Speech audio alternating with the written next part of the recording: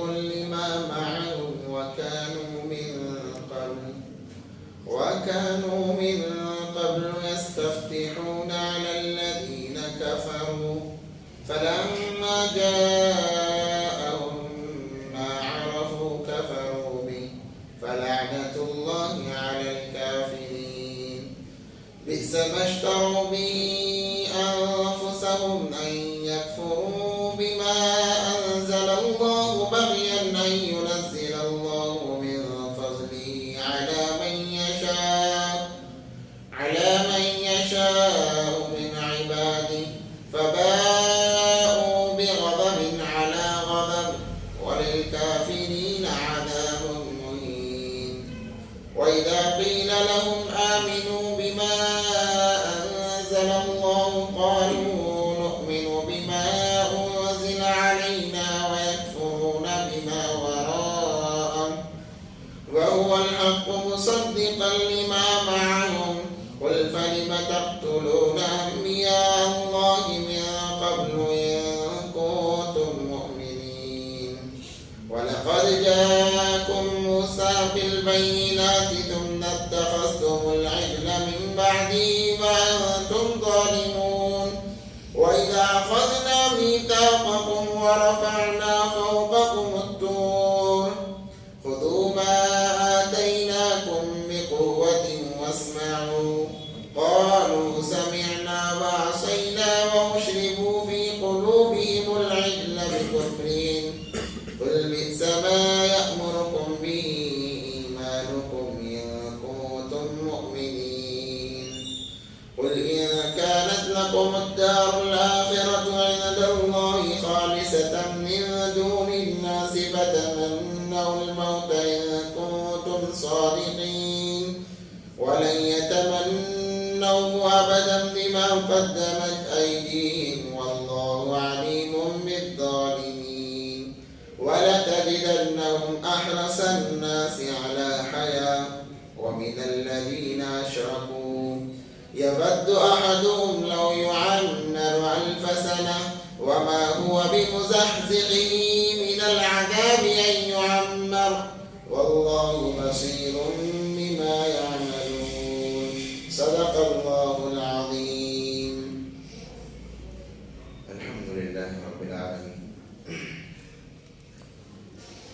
گزشتے ہفتے بنی اسرائیل کا تذکرہ چل رہا تھا چونکہ پورا ہی جب سے شروع ہوا ہے 2 رکوع کے بعد بنی اسرائیل چل رہا ہے انہیں کے متعلق جو اللہ کے انعامات ان پر تھے جو اللہ نے انہیں نعمتوں سے نوازا تھا انہیں کا تذکرہ ہو رہا ہے جو گزشتہ افتؤمنون ببعض الکتاب وتکفرون ببعض اللہ تبارک و تعالیٰ بنی اسرائیل سے مخاطب تھے تمہیں کیا ہو گیا کہ تم تورات کے آدھے حصے کو تو مان لیتے ہو اور آدھے حصے کو چھوڑ دیتے ہو اور یہ سمجھتے ہو کہ تم مکمل تورات پر عمل کر رہے ہو.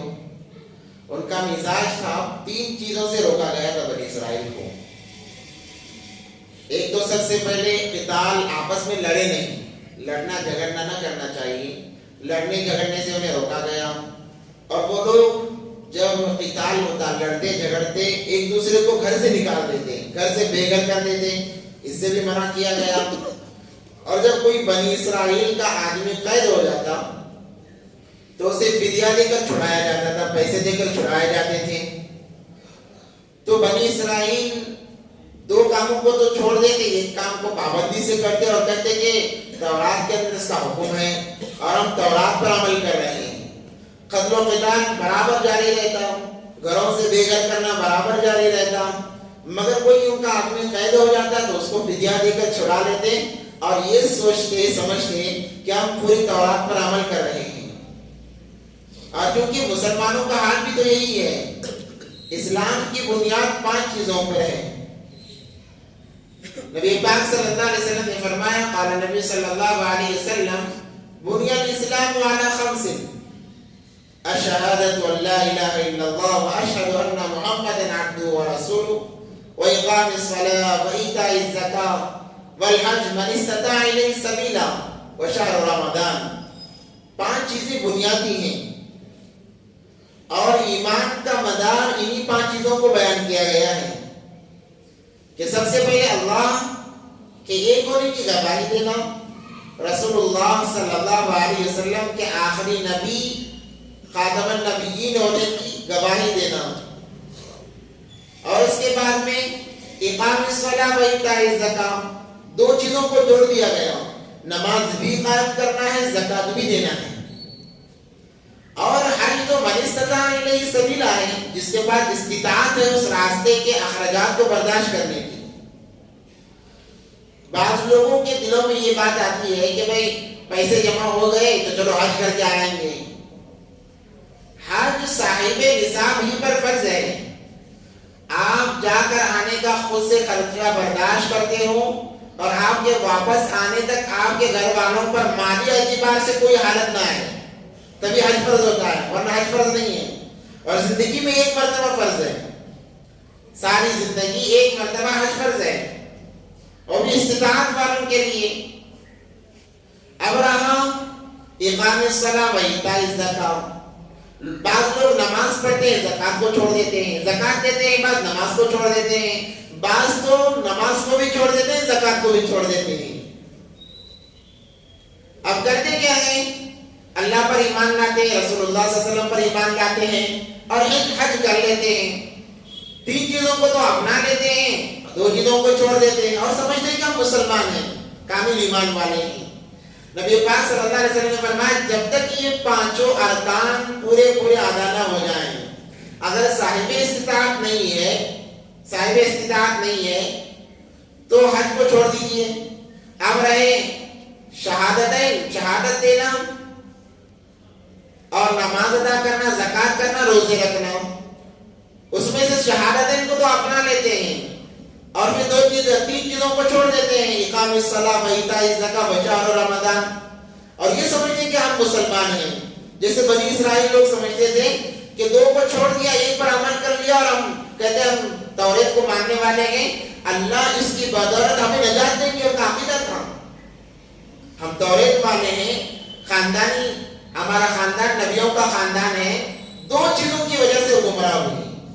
یہ کہتے اللہ نے ہمیں کتاب دی ہے، دوسرا ہمارا خاندان نبیوں والا خاندان ہے، یہ سوچ کر وہ اللہ کی نافرمانیوں پر نافرمانیاں کرتے چلے جاتے ہیں، جس کی وجہ سے گمراہ ہو گئے، بعض لوگ اس میں سے گمراہ ہو گئے۔ آج مسلمان کا حال بھی یہی ہے، شہادتیں تو ادا ہو جا رہی ہیں مگر جہاں نماز کا اور زکات کا معاملہ آتا چھوڑ دیتے ہیں، حالانکہ اللہ نے جب بھی نماز کا تذکرہ لایا زکات کا تذکرہ لایا ہے، نماز اور زکات کو اللہ نے ہر جگہ ساتھ میں بیان کیا ہے، یا پہلے نماز کا تذکرہ ہوگا بعد میں زکات ہوگی، یا پھر پہلے زکات کا تذکرہ ہوگا بعد میں نماز ہوگی۔ اب لوگ یہ سمجھتے ہیں کہ چلو ہم 2 چیزیں تو ادا کر رہے ہیں، 1 چیز تو ادا ہو رہی ہے، بھائی کلمہ پڑھ لیا ہے ہمیں تو جنت مل ہی جائے گی، جیسے بنی اسرائیل کے لوگوں کا عقیدہ تھا، توریت ہمیں دی گئی ہے، ہم توریت پر عمل کر رہے ہیں، ہمیں جنت مل جائے گی، تذکرہ آگے آ رہا ہے۔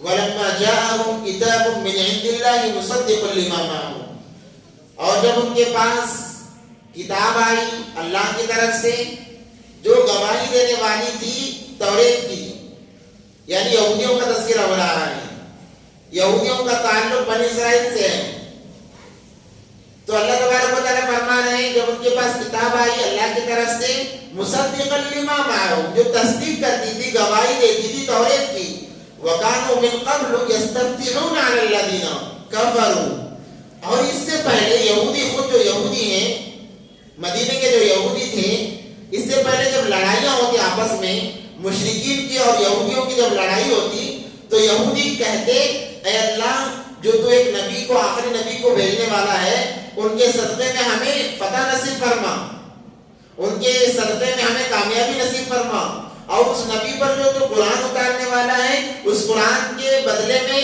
اس قرآن کے صدقے میں ہمیں کامیابی دے۔ مشرکین پر دعا کیا کرتے تھے یہودی علی الذین کفروا، پہلے تو دعائیں ہو رہی تھی، جب نبی آ گئے قرآن آ گیا تو کہنے لگے، انکار کرنے لگے۔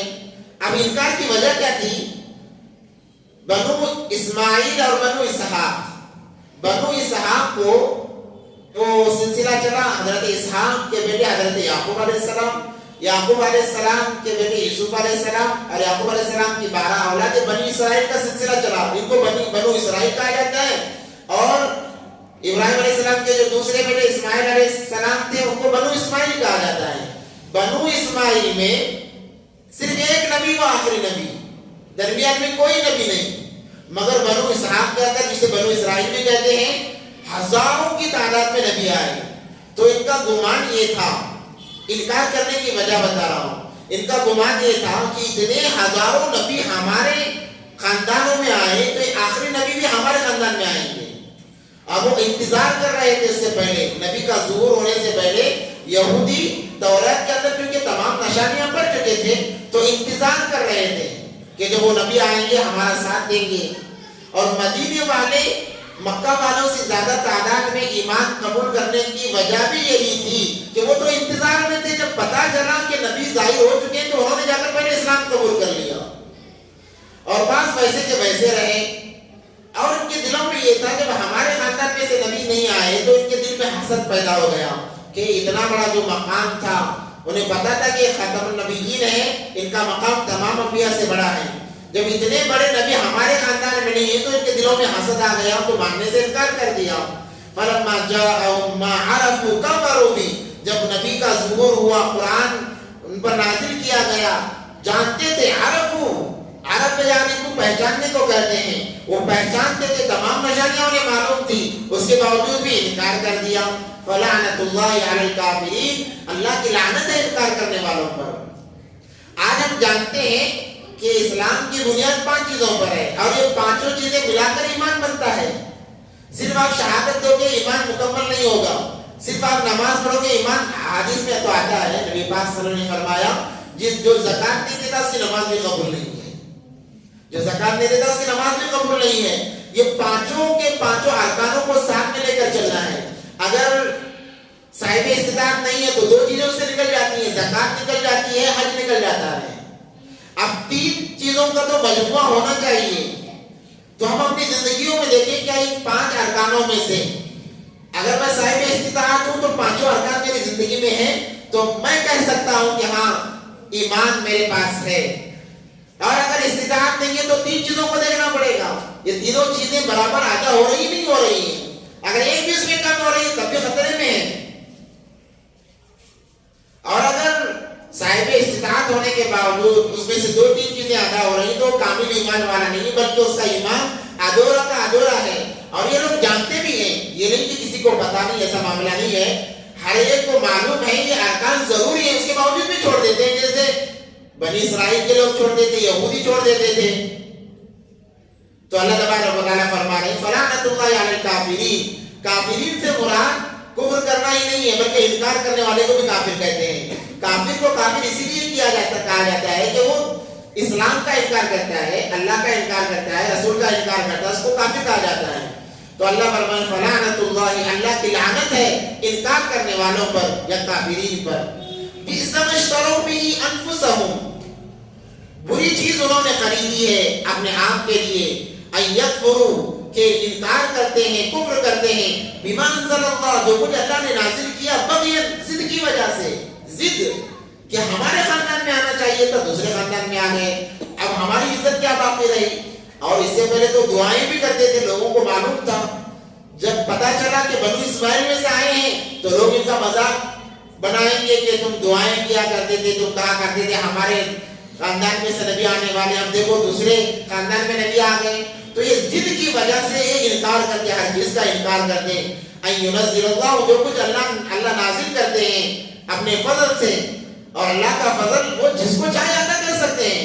یہ ضروری نہیں کہ میں ایک منصب پر ہوں تو اللہ کا پورا فضل مجھے پر ہو. مثال کے طور پر میں امامت کر رہا ہوں تو میں یہ نہ سوچوں کہ سارا کا سارا فضل مجھے پر ہو کیونکہ میں امامت کر رہا ہوں. اللہ کی طرف سے آتا ہے. اللہ نمازی کو بھی دے سکتے ہیں، غیر نمازی کو بھی دے سکتے ہیں، اپنوں کو بھی دے سکتے ہیں، پرائیوں کو بھی دے سکتے ہیں. اللہ کا فضل ہے، اللہ جسے چاہے اسے دے سکتے ہیں. اب یہ بھی نہیں کہا جا سکتا کہ اللہ ہم نماز پڑھنے والے 5 وقت میں روزی بس ہمیں ہی دے، غیروں کو روزی نہ دے. ہم تو اس پر قادر نہیں ہیں. اللہ جس کو چاہتے ہیں روزی دے دیتے ہیں، چاہے وہ نمازی ہو بے نمازی ہو، اللہ کے اختیار میں ہے. علی من یشاء من عبادہ فباؤوا بغضب علی غضب، غضب کے اوپر غضب ہے، دوہرا غضب ہے، قہر میں وہ مبتلا ہیں.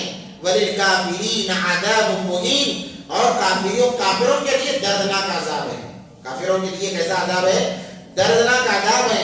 وَإِذَا قِيلَ لَهُمْ آمِنُوا، اور جب اسے کہا جاتا ہے کہ ایمان لاؤ، بِمَا أَنزَلَ اللَّهُ، جو کچھ اللہ نے نازل کیا ہے، قالوا تو کہتے ہیں نُؤْمِنُ بِمَا أُنزِلَ عَلَيْنَا، ہم اس پر ایمان لائے جس کتاب کو اللہ نے ہم پر نازل کیا ہے. یعنی ہم توریت پر اب ایمان لا چکے ہیں، اب مزید کسی کتاب پر ایمان لانے کی ہمیں ضرورت نہیں ہے. وہ کیا کہتے ہیں؟ ہم توریت پر ایمان لا چکے ہیں اور مزید کسی کتاب پر ایمان لانے کی ہمیں ضرورت نہیں ہے. وَيَكْفُرُونَ بِمَا وَرَاءَهُ وَهُوَ الْحَقُّ، حالانکہ وہ حق کتاب، حق کی وضاحت کرنے والی کتاب تھی جو ان کے پاس تھی. قرآن کے اندر توریت کا بھی ایک تذکرہ ہے، زبور کا ہے، انجیل کا ہے، اور تینوں کتابوں کا ماننا ضروری ہے. اگر کوئی آج کا مسلمان بھی یہ کہے، ایمان والا، کہ بس قرآن ہمارے لیے ہے، ہم دوسری کتابوں کو نہیں مانتے، عمل نہیں کرنا ہے، بلکہ ماننا تو سبھی کتابوں کو ہے. اس لیے کہا گیا آمنت باللہ وملائکتہ، علامتیں بتائی گئی، وکتبہ ورسلہ، تمام کتابوں پر جتنے نازل ہوئے ہیں، چاہے وہ کتابیں ہوں یا صحیفے ہوں، ان پر عمل کرنا، ان کو ماننا ضروری ہے. ملائکتہ وکتبہ ورسلہ والیوم الآخر والقدر خیرہ وشرہ من اللہ تعالی والبعث بعد الموت. یہ عقائد بیان کیے ہیں احادیث مبارکہ کے اندر، کہ ہم یہ نہیں کہہ سکتے کہ قرآن ہی ہدایت والی کتاب ہے تو ہم ان کتابوں کو نہیں مانیں گے. عمل نہیں کرنا ہے، عمل قرآن کے حساب سے کرنا ہے، مگر ماننا ان کتابوں کو بھی ہے. ماننا الگ ہوتا ہے، عمل کرنا الگ ہوتا ہے. ماننا الگ ہے، عمل کرنا الگ ہے. ان کتابوں کو ماننا ہے، عمل اس کتاب پر کرنا ہے. تو اس کے اندر جو جو احکام بیان کیے گئے ہیں، جو جو باتیں بتائے گئے ہیں، ان باتوں پر عمل کرنا ہمارے اوپر فرض عین ہے. اگر کوئی مسلمان چند باتوں کو لے لے، جیسے کہ آج کل ہوتا ہے کہ سود کو حرام قرار دیا گیا، قرآن نے سود کو حرام قرار دیا جا رہا ہے، تو کہتے ہیں کہ بھائی کاروبار اسی سے تو چلتا ہے، ہم سود کو اپنا لیتے ہیں. باقی نماز اور قرآن کے اور بھی احکام ہیں. شراب ہم نہیں پیتے، ہم زکات بھی دے دیتے ہیں، روزہ بھی رکھ لیتے ہیں، حج بھی کر لیتے ہیں، مگر سود کو حرام کا ہے، مگر اس کو ہم حرام نہیں مانتے. افتؤمنون ببعض الکتاب وتکفرون ببعض کے زمرے میں آ جائیں گے. یعنی بعض پر عمل کرنا اور بعض کو چھوڑ دینا، یہ کامیابی کی ہرگز علامت نہیں ہے. عمل کرنا ہے تو مکمل عمل کرنا پڑے گا. اسی لیے اللہ نے کہا یا ایھا الذین آمنوا ادخلوا فی السلم کافہ، مکمل طور پر، کامل طور پر ایمان والے بن جاؤ. وہ ایک محاورہ ہے، آدھا تیتر آدھا بٹیر، ایسا معاملہ نہیں چلنے والا دین کے اندر. ہمیں مکمل ایمان والا بننا ہے. قرآن جو کہہ رہا ہے سود کو حرام تو حرام، شراب کو حرام تو حرام. اب مسلمان کیا کرتے ہیں؟ جو ان کے مزاج کا ہوتا ہے قرآن سے وہ لے لیتے ہیں، قرآن کے اندر ہے، اور جو ان کے مزاج کا نہیں ہوتا چھوڑ دیتے ہیں. بنی اسرائیل پر عذابات تو اسی وجہ سے آئے کہ وہ اپنے مزاج کے دین پر عمل کرتے تھے، اور جو ان کے مزاج کے خلاف ہوتا اس کو چھوڑ دیتے. وہ محاورہ بھی ہے کہ میٹھا میٹھا ہپ ہپ، کڑوا کڑوا تھو تھو، کہ کڑوا آ گیا تو کہتے ہیں کہ تھو تھو یہ نہیں چاہیے، نہیں چاہیے، اور میٹھا آ گیا تو بس ہپ ہپ، آور لاؤ. یہ معاملہ نہیں چلنے والا دین کے اندر. دین کے اندر چاہے جو بھی آئے، قرآن جو بھی بتائے، ان تمام پر باتوں عمل کرنے والے ہی کو ایمان والا کہا جاتا ہے. اور چونکہ یہود و نصارہ جانتے تھے، اس کے باوجود بھی انہوں نے انکار کیا، بنی اسرائیل نے انکار کیا. عذاب کی بھرمار تو اسی وجہ سے ہوئی ہے. ایک وفد آیا بنی یہودیوں کا نبی پاک صلی اللہ علیہ وسلم کے پاس، اور کہنے لگے ہم چند سوالات کریں گے، اگر آپ صحیح جواب دیں تو ہم آپ کو نبی مان لیں گے. انہوں نے کہا کہ کرو سوالات. تو سوال کیا، بتائیے بنو اسرائیل نے یعنی حضرت یعقوب علیہ السلام نے کن توریت کے کتاب کے آنے سے پہلے کن چیزوں کو اپنے اوپر حرام کر لیا. تو نبی پاک صلی اللہ علیہ وسلم نے فرمایا یعقوب علیہ السلام ارق النساء کی ایک بیماری ہو گئی تھی یعقوب علیہ السلام کو، تو انہوں نے منت مانی تھی کہ اگر یہ بیماری اچھی ہو جائے، ٹھیک ہو جاؤں، میں ٹھیک ہو جاؤں، تو میں جو محبوب چیزیں ہیں ان کو چھوڑ دوں گا، کھانا چھوڑ دوں گا. تو انہوں نے اونٹ کے گوشت کو کھانا چھوڑ دیا اور اونٹ کا دودھ پینا چھوڑ دیا. تو اللہ کے نبی صلی اللہ علیہ وسلم نے کہا کیا تمہارے تورات کے اندر یہ ہے یا نہیں, تم اس خدا کو گواہ رکھ کر بتاؤ. تو انہوں نے کہا کہ ہاں ہم اقرار کرتے ہیں یہ چیز ہمارے تورات کے اندر ہے. اب دوسرا سوال انہوں نے یہ کیا کہ یہ بتائیے کہ بعض لڑکے پیدا ہوتے ہیں, بعض لڑکیاں پیدا ہوتی ہیں, ایسا کیوں؟ اور بعض باپ کی طرف جاتے ہیں, بعض ماں کی طرف جاتے ہیں, ایسا کیوں؟ تو نبی پاک صلی اللہ علیہ وسلم نے فرمایا دیکھو جب زوجین کی ملاقات ہوتی ہے, ملاپ ہوتا ہے, تو دونوں کے بدنوں سے پانی کا اخراج ہوتا ہے, اور جس کا پانی غالب آئے گا, مرد کا پانی غالب آگا تو لڑکا ہوگا, عورت کا پانی غالب آگا تو لڑکی ہوگی. کیا تورات کے اندر یہ کتاب میں لکھا ہوا ہے؟ کہا کہ ہاں یہ بھی لکھا ہوا ہے, ہم اس کو بھی مانتے ہیں. اور تیسری بات یہ کہی گئی کہ وہی جو لانے والے ہیں وہ ایک مخصوص فرشتے ہیں, بتاؤ تم پر وہی کون لاتا ہے؟ تو نبی پاک صلی اللہ علیہ وسلم نے فرمایا کہ جیسے تمام انبیاء کے پاس جبرائیل امین وہی لے کر آئے ہیں, میرے پاس بھی وہی لے کر آتے ہیں, جبرائیل امین ہی لاتے ہیں. تو کہنے لگے ہم جبرائیل امین کو نہیں مانتے. آگے وہی آیتوں کا تذکرہ ہو رہا ہے. کہا کہ کیوں؟ اس لیے کہ ہمارے باپ داداؤں پر عذاب جبرائیل امین ہی لائے تھے. کیا کہہ رہے ہیں؟ ہمارے باپ داداؤں پر جو جتنے بھی عذابات آئے وہ جبرائیل امین ہی کے ذریعے سے عذابات آئے, وہ فتنہ فساد کرنے والے ہیں. اگر آپ پر وہی لانے والے میکائیل علیہ السلام ہیں تو ہم کو نبی ماننے کے لیے تیار ہیں. بس وہ اپنے مزاج کا دین چاہتے تھے, جیسا کہ آج کا مسلمان چاہتا ہے میرے مزاج کا دین ہو, میں ہر چیز کروں پھر بھی دیندار رہوں, میں زنا بھی کروں پھر بھی دیندار رہوں, سود بھی کھاؤں پھر بھی دیندار رہوں, زکات بھی نہ دوں پھر بھی دیندار رہوں. یہ چیز اللہ کو پسند نہیں. اللہ نے کہا ادخلوا فی السلم کافہ, مکمل داخل ہو جاؤ تبھی کامیاب. ایک واقعہ ہے حضرت عمر فاروق رضی اللہ تعالیٰ عنہ کا کہ وہ تورات کی بہت اچھی کیونکہ تورات میں بھی قرآن کی باتیں تھیں, وہ لا کر سنانے لگے تو نبی پاک صلی اللہ علیہ وسلم کا چہرہ سرخ ہو گیا, گویا کہ بہت زیادہ غصہ ہو رہے ہیں. حضرت علی نے کہا عمر کیا کر رہے ہو؟ دیکھو نبی پاک صلی اللہ علیہ وسلم کا غصہ کتنا زیادہ بڑھ گیا. تو جب دیکھا تو فوراً بند کر دیا اور کہنے لگے رضیت باللہ ربا وبالاسلام دینا وبمحمد النبی صلی اللہ علیہ وسلم. تب جا کر نبی پاک صلی اللہ علیہ وسلم کا غصہ ٹھنڈا ہوا ہے, اور نبی پاک صلی اللہ علیہ وسلم نے فرمایا اے عمر, اگر جس کی تم کتاب کی باتیں پڑھ رہے تھے وہ نبی حضرت موسیٰ بھی اس وقت میں آ جائیں, ان کی نجات بھی میری لائی ہوئی کتاب کے اندر ہے, یعنی قرآن پاک کے اندر ہے. حالانکہ وہ نبی ہیں, وہ تورات پر عمل کر کے کامیاب نہیں ہو سکتے. نبی بھی اگر آ جائیں تب بھی ان کی نجات قرآن پاک میں ہے, تورات کے اندر نہیں ہے. اسی لیے جب عیسیٰ علیہ السلام آئیں گے قیامت کے قریب میں تو وہ انجیل پر عمل نہیں کریں گے, انجیل کا کوئی حصہ وہ عمل نہیں کریں گے, بلکہ اسی لیے جب وہ دمشق کی جامع مسجد کے مینار پر اتریں گے, کیونکہ ابھی تفسیر کو ختم کر کے اسی کا تذکرہ بھی چھیڑنا ہے ہمیں, کیونکہ جمعے میں بھی اعلان کیا گیا ہے تو اسی کے متعلق کچھ باتیں بھی کرنا ہے. تو جیسے ہی وہ اتریں گے امام مہدی علیہ السلام ممبر پر ہوں گے, یعنی مصلی پر نماز پڑھانے کے لیے اقامت شروع ہو چکی ہوگی, تو مہدی علیہ السلام مصلی پر ہوں گے, حضرت عیسیٰ علیہ السلام اندر آئیں گے. جیسے ہی اندر آئے مہدی علیہ السلام کو بتایا جائے گا عیسیٰ علیہ السلام آئے ہیں, تو وہ مصلی سے پیچھے آئیں گے اور کہیں گے آپ امامت کیجئے, آپ تو نبی ہیں. وہ کہیں گے میں نبی بن کر نہیں بلکہ امتی بن کر آیا ہوں, میں نبی بن کر نہیں آیا بلکہ میں امتی بن کر آیا ہوں. امامت کا جو مقام ہے وہ آپ ہی کو زیبا ہے, میرا یہ کام امامت کرنا نہیں ہے, میرا کام امامت نہیں کرنا ہے, میرا کام صرف دجال کو قتل کرنا ہے.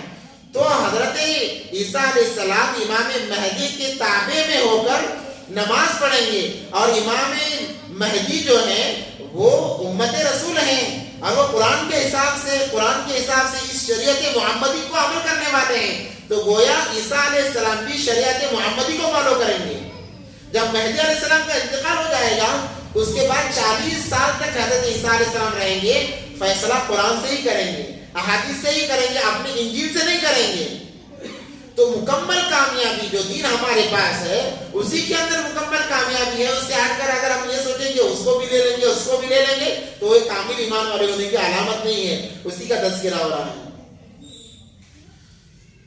وَإِذَا قِيلَ لَهُمْ آمِنُوا, بما انزل الله قالوا نؤمن بما انزل علينا ويكفرون بما وراءه وهو الحق مصدقا لما معهم قل فلم تقتلون انبياء الله من قبل ان كنتم مؤمنين. اور تم تو دعوے کرتے ہو کہ ہم توریت پر عمل کرنے والے ہیں، تو پوچھئے نبی جی تم نے انبیاء کو قتل کیوں کیا؟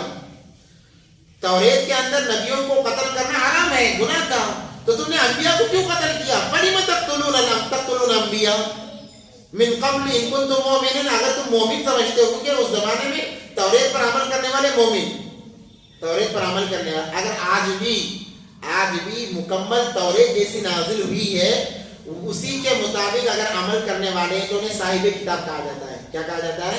صاحب کتاب. ان کا ذبیحہ حلال ہو جائے گا، ان کی عورتوں سے نکاح کر سکیں گے اگرچہ وہ یہودی رہیں گے، مگر مکمل توریت پر عمل ہونا چاہیے، کچھ بھی رد و بدل نہیں ہونا چاہیے. مگر اس کے اندر کبھی کی رد و بدل ہو گئی توریت کے اندر. اب اگر کوئی دعویٰ بھی کرے کہ ہم یہودی پکے یہودی ہیں تو ان کو اہل کتاب نہیں مانا جائے گا، اس لیے ان کا ذبیحہ بھی حرام ہے، ان کی عورتوں سے نکاح بھی نہیں کر سکتے، کیونکہ وہ اہل کتاب اب نہیں رہے، ان کی کتاب کے اندر تبدیلی آ گئی تو وہ بدل گئے. تو اللہ فرما رہے ہیں اگر تم ایمان والے ہو توریت کے حساب سے تو تم نے انبیاء کو کیوں قتل کیا؟ نبی تو تمہاری ہدایت کے لیے آتے تھے، تو تم نے ان کو کیوں قتل کیا؟ وَلَقَدْ جَاءَكُمْ مُوسَى بِالْبَيِّنَاتِ ثُمَّ اتَّخَذْتُمُ الْعِجْلَ مِنْ بَعْدِهِ وَأَنْتُمْ ظَالِمُونَ. اور جب موسیٰ علیہ السلام تمہارے پاس نشانیاں لے کر آئے اس کے باوجود بھی تم نے بچڑے کو کیوں خدا بنا لیا؟ اللہ سوال کر رہے ہیں، نبی پاک صلی اللہ علیہ وسلم کے ذریعے سے کہہ رہے ہیں کہ آپ ان سے سوال کیجئے، اگر تم ایمان والے ہو تو ان چیزوں کو کیوں اپنایا تم نے جو جن چیزوں کو کافر اپناتے ہیں؟ گویا کہ ایک حساب سے وہ ہماری یہ آیتیں ہم سے بھی مخاطب ہیں. اگر تم اپنے آپ کو ایمان والے سمجھتے ہو تو اللہ کے نبی کی سنتوں کو کیوں چھوڑتے ہو؟ نبی پاک صلی اللہ علیہ وسلم کی جتنی سنتیں ہیں ان کو تم کیوں عمل نہیں کرتے، ان پر کیوں عمل نہیں کرتے؟ اگر تم حقیقی معنوں میں ایمان والے ہو تو تمہارے روزوں کا حال ایسا کیوں ہے؟ اگر تم حقیقی معنوں میں ایمان والے ہو تمہارے نمازوں کا حال ایسا کیوں ہے؟ اگر تم حقیقی معنوں میں ایمان والے ہو زکات کا حال ایسا کیوں ہے؟ زنا سے کیوں نہیں بچتے، سود سے کیوں نہیں بچتے؟ تم تو کہتے ہو ہم ایمان والے ہیں، ہم تو کہتے ہیں نا بڑے دعوے سے کہ بھئی ہم مسلمان ہیں، ایمان والے ہیں، ہم یہ کلمہ لا الہ الا اللہ پڑھا ہے. تو یہ آیت ہمارے لیے حجت ہے. سوال ہو رہا ہے اگر تم ایمان والے اپنے آپ کو سمجھ رہے ہو تو ان چیزوں کو تم کیوں کرتے ہو جس کو قرآن نے منع کیا ہے، اور ان چیزوں کو کیوں نہیں کرتے جس کا قرآن میں حکم دیا جا رہا ہے؟ اس کا مطلب یہ ہوا کہ تم جان بوجھ کر اپنی مرضی کے دین پر چلنا چاہتے ہو اور اپنی مرضی کے دین پر کامیابی ہرگز نہیں ہے. وَإِذَا أَخَذْنَا مِيثَاقَكُمْ وَرَفَعْنَا فَوْقَكُمُ الطُّورَ. اور جب ہم نے تم سے ایک وعدہ لیا، میثاق وعدہ، عہد و پیمان وعدہ لیا، وَرَفَعْنَا فَوْقَكُمُ الطُّورَ، اور طور پہاڑ کو ہم نے تم پر کھڑا کر دیا، اٹھا کر رکھ دیا، کیونکہ وہ کہہ رہے تھے کہ ہم اللہ کو دیکھیں گے تبھی مانیں گے. پہلے کہا کہ ہم سنیں گے تب مانیں گے، جب سنا دیا گیا تو کہنے لگے آپ دیکھیں گے. جب ضد کرنے لگے تو اللہ نے طور پہاڑ کو ان کے سر پر لا دیا، کہا کہ آپ مانو ورنہ تم پر پہاڑ گرا دیا جائے گا. خُذُوا مَا آتَيْنَاكُمْ بِقُوَّةٍ وَاسْمَعُوا. اللہ نے کہا کہ توریت کو لو اور مضبوطی سے پکڑو اور سنو. قالوا، کہنے لگے ہم سمعنا، ہم نے سن لیا ہے. جب طور پہاڑ 70 افراد گئے تھے، کہنے لگے کہ ہم سننا چاہتے ہیں، ہم تمہاری بات پر یقین نہیں کریں گے. موسیٰ علیہ السلام نبی ہے، حالانکہ معلوم ہے انہیں نبی ہے، کہنے لگے کہ تمہاری بات پر یقین نہیں ہے، ہم سنیں گے. تو موسیٰ علیہ السلام لے گئے اور طور پہاڑ پر شبنم کا ماحول تھا، تو موسیٰ علیہ السلام چلے گئے پہاڑ پر، تو یہ نیچے کھڑے رہے. تو وہاں سے آواز آئی، اللہ نے کلام کیا. اتنی خوش قسمت قوم تھی کہ اللہ خود بات کر رہے ہیں، ورنہ حضرت موسیٰ علیہ السلام انبیاء کے علاوہ اللہ کی بات کسی سے نہیں ہوئی ہے. مگر یہ لوگ ایسے گئے گزرے تھے کہ اللہ سے بات ہونے کے باوجود، اللہ کا کلام سننے کے باوجود، حالانکہ دنیا میں انسان اللہ کا کلام نہیں سن سکتا، جنت کے اندر انسان سنے گا، مگر اس کے باوجود اللہ نے ایک معجزہ موسیٰ علیہ السلام کے ذریعے سے ظاہر کیا کہ اپنی آواز کو سنایا.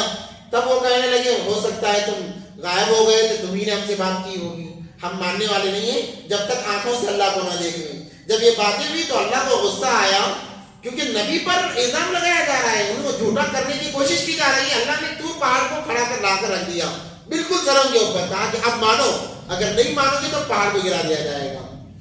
تو کہنے لگے قالوا سمعنا، ہم نے سن لیا ہے، اور جیسے ہی آئے وہاں سے نہ چھوڑ دیا، وہاں سے ذرا آ گئے تو چھوڑ دیا۔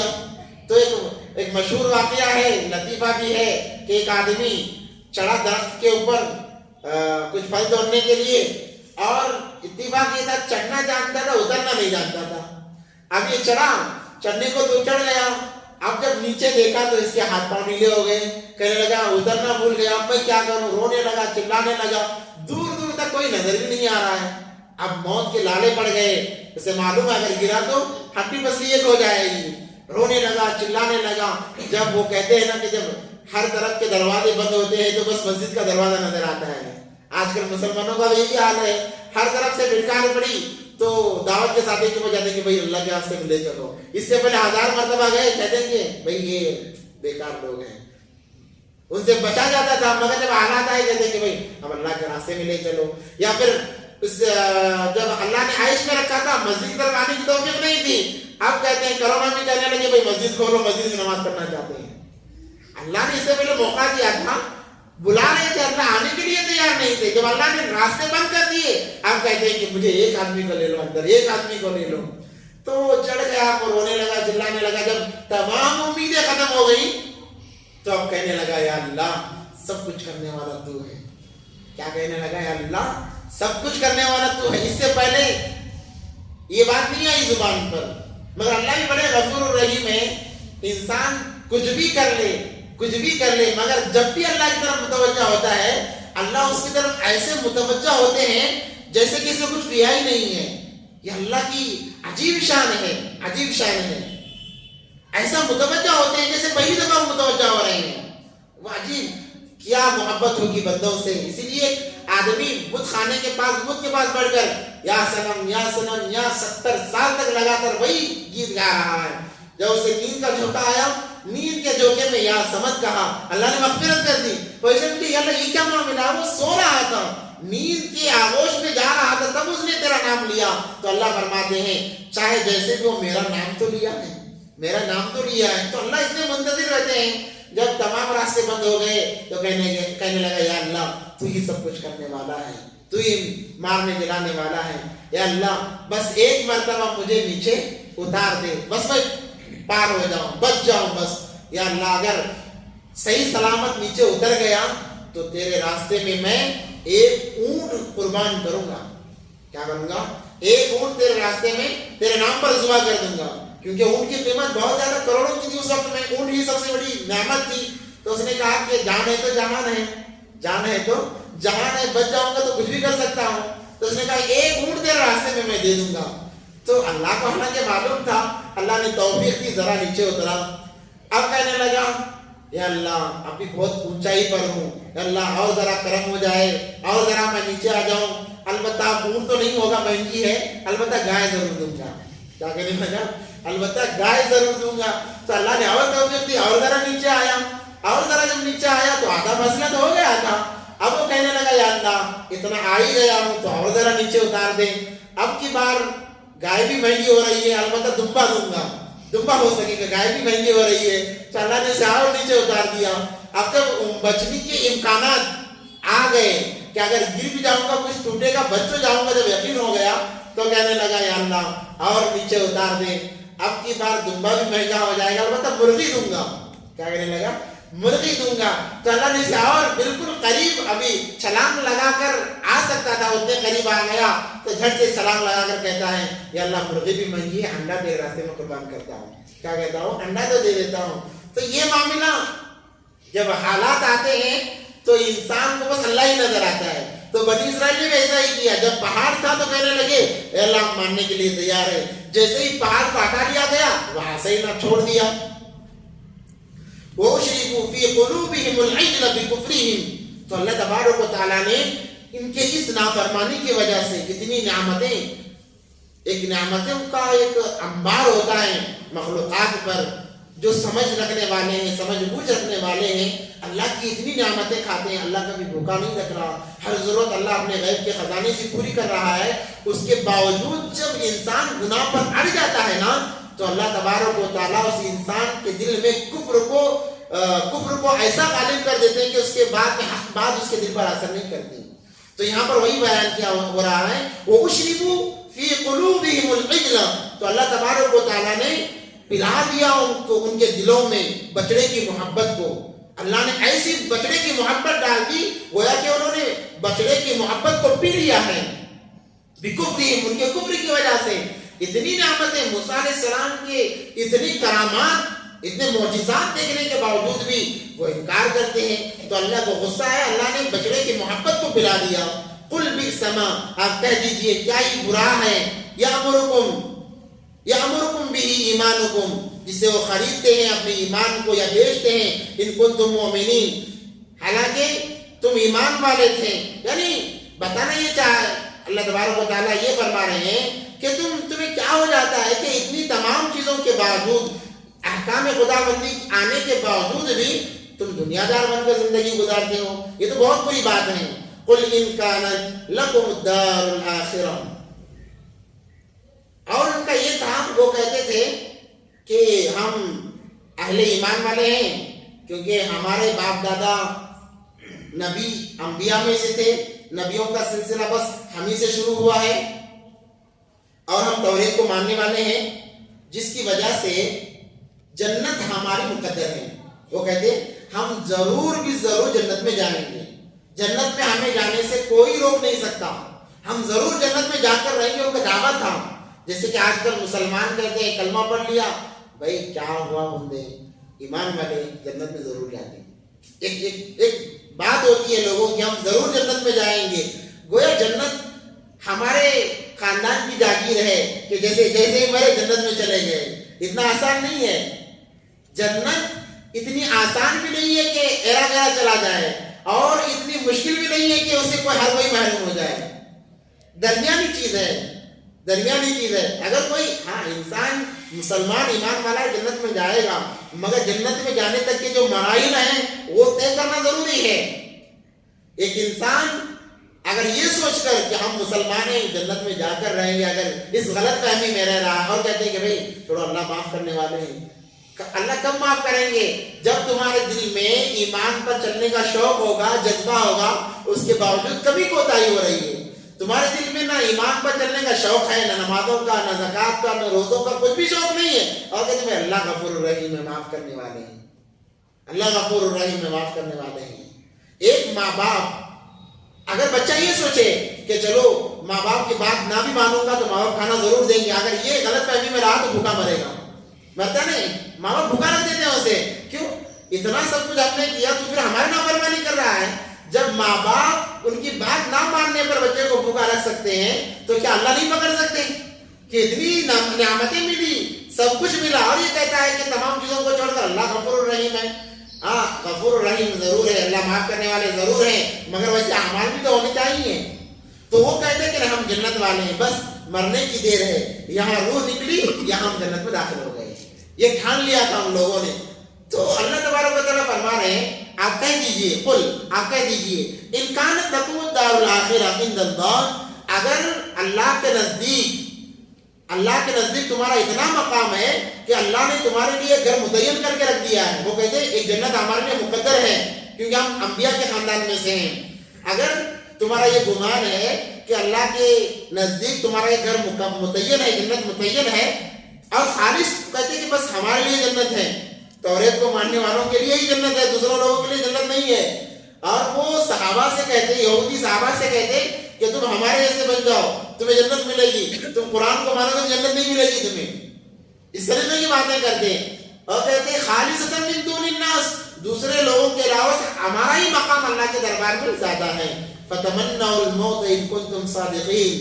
کیا انداز ہے قرآن کا، اللہ اکبر. تو اللہ فرما رہے ہیں اگر جنت تمہارے مقدر ہے اللہ کے نزدیک، اللہ تم نے ٹھان لیا ہے کہ اللہ تمہارے لیے جنت کو خالی رکھیں گے، تو تم موت کی تمنا کرو، موت کی تمنا کرو، کیونکہ جنت ملنے والے ہیں نا.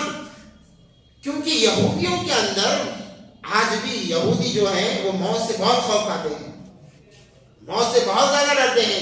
تو اللہ فرما رہے ہیں آپ ان سے کہہ دیجئے کہ اللہ کے نزدیک ان کا یہ مقام کہ اللہ نے جنت ان کے لیے متعین کر کے رکھ دی ہے دوسروں کے علاوہ، تو ان سے کہہ دیجئے کہ وہ موت کی تمنا کریں.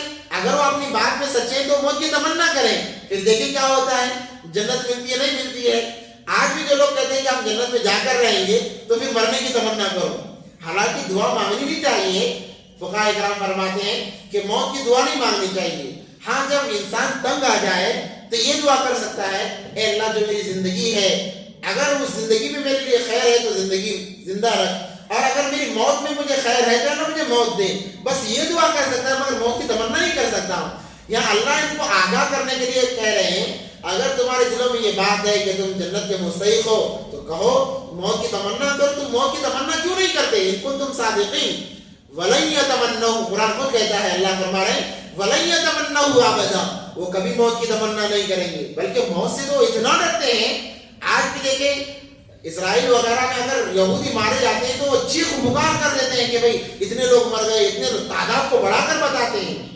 اور جب موت کا تذکرہ ان کے سامنے ہوتا تو وہ اتنا ڈر جاتے کہ وہ باہر نکلنے کے لیے تیار نہیں ہوتے.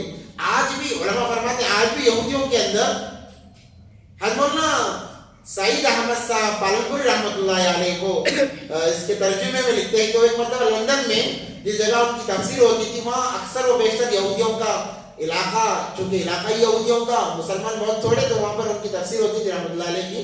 تو وہ وہاں کے مسلمانوں سے جب انہوں نے پوچھا ان کی کیفیت تو کہتے ہیں موت سے اتنا ڈرتے ہیں کہ وہ جب ہم دعوت دینے جا کر موت کا تذکرہ کرتے ہیں تو کہتے ہیں کہ موت کا تذکرہ مت کرو. وہ موت کا نام سننا ہی نہیں چاہتے, اتنا ڈر ان کے دلوں میں موت کا ہے. تو اللہ کہہ رہے ہیں کہ تم موت کی تمنا کرو اگر تم سچے ہو. وہ ہرگز موت کی تمنا نہیں کریں گے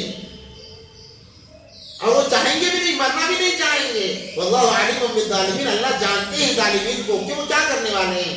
وَلَتَجِدَنَّهُمْ أَحْرَصَ النَّاسِ عَلَىٰ حَيَاةٍ, حالانکہ وہ زندگی کی بہت زیادہ تمنا کرتے ہیں. وہ کہتے ہیں کہ ہم زندہ رہیں, وہ مرنا نہیں چاہتے, وہ لمبی زندگی چاہتے ہیں. وَمِنَ الَّذِينَ أَشْرَكُوا, یہاں تک کہ مشرکین سے زیادہ وہ مرنے کی تمنا کرتے ہیں. اسی لیے جب مسلمانوں کا یہودیوں کے ساتھ میں جنگ و چھڑپ ہوتی تو مسلمان غالب آ جاتے, کیونکہ مسلمان جب نکلتے موت کی تمنا لے کر نکلتے کہ اللہ ہمیں اس راستے میں موت دے دے. شہادت والی موت ہے, شہادت کا مقام اتنا بڑا کہ خون کا قطرہ زمین پر گرنے سے پہلے اللہ مغفرت فرما دیتے ہیں. اور وہ لوگ زندہ رہنے کے لیے لڑتے, جب زندہ رہنے کے لیے لڑتے جہاں موت کا معاملہ دکھتا وہ چھوڑ کر میدان چھوڑ کر بھاگ جاتے اور ہار جاتے, اور سلنڈر کر دیتے, کہتے کہ ہم آپ کے تابع ہو جاتے ہیں, ہم لڑنے والے نہیں ہیں, ہم لڑ نہیں سکتے. تو اس وجہ سے وہ ہار جاتے ہیں. تو اللہ فرماتا ہے یود احدہم لو یعمر, ان میں کہا یہ کہ یہ چاہتا ہے الف سنہ, 1000 سال کی زندگی چاہتا ہے, کہتا ہے کہ میں 1000 سال زندہ رہوں. ان میں کہا ایک ہی ارادہ کرتا ہے کہ میں 1000 سال زندہ رہوں. وما هو بمزحزحه من العذاب, اور یاد رکھو تمہارا 1000 سال زندہ رہنا تمہیں موت سے نہیں بچا سکتا. 1000 سال زندہ رہنا موت سے ہرگز نہیں بچا سکتا. اگر تم یہ سوچ رہے ہو کہ میں 1000 سال جی لوں گا پھر اللہ مجھے عذاب سے بچا لیں گے, تمہاری غلط سوچ ہے. اگر تم 1000 سال بھی زندہ رہو کے مرو گے تو تمہیں پورا 1000 سال کا حساب دینا پڑے گا, اور عذاب تو ہو کر رہے گا. ایک لطیفہ ہے کہ ایک فقیر تھا, اس کے پاس ایک گدھا تھا, وہ ہمیشہ مالدار بننا چاہتا تھا. تو بادشاہ ایک نیک انسان تھا, وہ اپنی ذمہ داری سے الگ ہونا چاہتا تھا. جب اس نے سنا کہ ایک فقیر مالدار بننا چاہ رہا ہے, بادشاہ بننا چاہ رہا ہے, تو اس نے کہا کہ میں اپنی بادشاہ تجھے دینے کے لیے تیار ہوں, تو آ کر بادشاہت کو سنبھال لیں اور میں فقیری کی زندگی گزار لوں گا. آپ کو پہلے زمانے کے اولیاء کرام میں ایسے بہت سارے لوگ ملیں گے جو پہلے بڑے بڑے بادشاہ تھے, جیسے حضرت ابراہیم بن ادم رحمۃ اللہ علیہ, حضرت بہلول رحمۃ اللہ علیہ, یہ بہت بڑے بڑے بادشاہ تھے, شاہانہ ان کی زندگی تھی. مگر جب زندگی کی حقیقت کو لوگوں نے سمجھا, کروڑوں روپیوں کی پراپرٹی کو انہوں نے ٹھوکر مار دیا, کہا کہ یہ ضروری نہیں ہے. حضرت بہلول رحمۃ اللہ علیہ یا ابراہیم بن ادم رحمۃ اللہ علیہ غالباً انہوں نے جب حکومت چھوڑ دی, بادشاہ کو چھوڑ دیا, تو ایک دریا کے کنارے بیٹھ کر زندگی گزارتی, وہی ان کی نماز و صلات وہی ہوتی تھی. تو ایک مرتبہ اپنے کرتے کو پیون لگا رہے تھے. تو ان کے بعد جو بادشاہ بنا اس کا قافلہ وہیں سے گزرا, انہوں نے دیکھ کر کہا کہ ابراہیم کیا معاملہ, دیکھو عیش کی زندگی چھوڑ کر, راحت کی زندگی چھوڑ کر یہاں دریا کے کنارے بیٹھ کر کپڑے کو پیون لگا رہے ہو, یہ بھی کوئی زندگی ہے؟ یہ کیسی تمہاری زندگی؟ ہمارے طرف دیکھو شاہانہ زندگی ہے، یہ دیکھو آگے عورتیں ہیں، پیچھے لوگ ہیں ہماری عبادت کے لیے، کیا شاہانہ ہماری زندگی ہے۔ تو ابراہیم بن آدم رحمۃ اللہ علیہ نے جو پیوند لگا رہے تھے سوئی کو نکالا اور دریا میں پھینک دیا، اور پھینکنے کے بعد کہا اے سمندر کی مچھلیوں میری سوئی مجھے واپس کرو۔ تو اتنا کہنا تھا کہ ہزاروں مچھلیاں آ گئی اور ہر ایک مچھلی کے منہ میں سونے کی سوئی تھی، سونے کی سوئی تھی۔ تو ابراہیم آدم رحمۃ اللہ علیہ نے کہا مجھے ان کی ضرورت نہیں ہے، مجھے میری سوئی چاہیے۔ تو ایک مچھلی گئی جا کر وہ سوئی لا کر واپس دیتی ہے۔ ابراہیم آدم رحمۃ اللہ علیہ کہتے ہیں کہ دیکھو بتاؤ اب حکومت کس کی بہتر ہے، تمہاری حکومت بہتر ہے ہماری حکومت بہتر ہے؟ تو یہ فقیر جو تھا بادشاہ بننے کی خواہش تھی، تو الغرض یہ رات میں سویا، اس کے پاس ایک گدھا تھا، رات میں سویا۔ اللہ چند چیزیں بتا دیتے ہیں تاکہ انسان ان چیزوں سے بچ جائے خواب کے ذریعے سے، اس لیے خواب کو کہا جاتا ہے کہ نبوت کا 40واں حصہ ہے، اس لیے خواب ہر کسی سے بیان نہیں کرنا چاہیے۔ پہلی بات تو اگر بیان بھی کریں تو معتبر کسی عالم سے یا دیندار سے جن پر آپ کو اعتماد ہو کہ بتائے گا تو صحیح بتائے گا، کیونکہ خواب کا ایک معاملہ ایسا ہوتا ہے آپ نے خواب بتایا، جو سامنے والے کی زبان پر آ جاتا ہے وہی اس کے لیے مقدر ہو جاتا ہے۔ یہ خواب سے چیزیں جڑی ہوئی ہے۔ اس لیے ایک واقعہ ہے کہ ایک آدمی نے خواب دیکھا کہ وہ خواب کے اندر دونوں پیر پھیلائے ہوئے ہیں اور ہوا میں جڑ رہا ہے۔ یہ صبح اٹھا پریشان ہو گیا کہ یہ کیا معاملہ ہے، اسی ٹینشن میں جا رہا تھا۔ ایک بدو ملا یا کوئی ایک پنڈت یا پادر ملا تو اس سے کہا کہ میں نے خواب دیکھا ہے، میں نے یہ خواب دیکھا کہ میں ہوا میں جھول رہا ہوں، ایک پیر مشرق میں ایک پیر مغرب میں ہے اور میں جھول رہا ہوں۔ تو اس نے کہا توبہ توبہ کیا برا خواب دیکھا تم نے۔ یہ ڈر گیا کیا ہوا کیا ہوا، کہنے لگا کہ بہت بری موت مرے گا۔ کیوں؟ ان قریب تیری موت آنے والی ہے، لوگ تجھے مار ڈالیں گے، ایک چند لوگ اس طرف کا پیر پکڑیں گے، چند لوگ اس طرف کا پیر پکڑ تجھے بیچ سے چیر دیں گے۔ یہ اور زیادہ ڈر گیا ہے، کیا معاملہ کیا ہو گیا ہے۔ یہ سوچ کر آگے گیا، ایک عالم ملے، اللہ والے ملے، اس نے کہا کہ میں نے بہت برا خواب دیکھا ہے اس لیے زیادہ پریشان ہوں۔ تو انہوں نے کہا کیا خواب دیکھا ہے؟ کہنے لگا کہ میں خواب دیکھا ہوں کہ میں ہوا میں جھول رہا ہوں، ایک پیر مشرق میں ایک پیر مغرب میں ہے اور میں جھول رہا ہوں۔ تو انہوں نے کہا کسی سے بیان تو نہیں کیا؟ کہا کیا بیان کر دیا۔ کس سے؟ فلاں آدمی سے۔ اس نے کیا تعبیر کی؟ اس نے کہا کہ میں بہت جلد مرنے والا ہوں اور ایسی میری موت ہونے والی ہے۔ تو انہوں نے کہا کیا ہی اچھا ہوتا تو خواب بیان نہ کرتا، تیرے لیے تو یہ بشارت تھی، اللہ تجھے بادشاہ بنانے والے تھے، مشرق سے مغرب تک تو حکومت کرنے والا تھا، مگر تو نے غلط آدمی کو خواب بتایا، اب تیری موت ویسی ہی ہوگی۔ چند دن نہیں گزرے تھے اس پر چوری کا الزام لگا اور لوگ بھگاتے گئے اور جا کر کسی جگہ پکڑے اور اسی وجہ سے اس کو مار دیا۔ تو یہ خواب نبوت کا 40واں حصہ ہوتا ہے، خصوصاً مسلمانوں کے لیے، ایمان والوں کے لیے۔ اس لیے خواب احتیاط سے ایک ایماندار جو صاحب تعبیر ہوں، تعبیر صحیح دینے والے ہوں، اور اگر کوئی خواب بتا بھی دے تو یہ نہ کہیں کہ بھائی ایسا ہے، کسی نے گوشت دیکھا تو کہتے ہیں کہ بھائی ہو سکتا ہے تو بھی مر جائے گا جلدی۔ یہ الفاظ اچھے نہیں ہیں، بلکہ کہ اپنے ساتھی کو مصیبت میں ڈال دینا ہے۔ اس لیے اچھے آدمی کو بتایا بھی اگر کوئی بتا بھی دے دوستی میں تو ہم زبان نہ کھولیں، ہو سکتا ہے تیرے لیے اس میں بہتر ہوگا، بھلائی ہوگی، یہ کہہ کر بات کو ٹال دیں۔ اور اگر کوئی انسان 3 دن تک خواب نہیں بتاتا ہے، اگر برا خواب ہے تو اللہ اس کے شر سے حفاظت فرما دیتے ہیں، اس نقصان کو اللہ 3 دن تک ختم کر دیتا ہے۔ 3 دن تک اگر نہ بتایا جائے تو اس کے شر کو اللہ ختم کر دیتے ہیں۔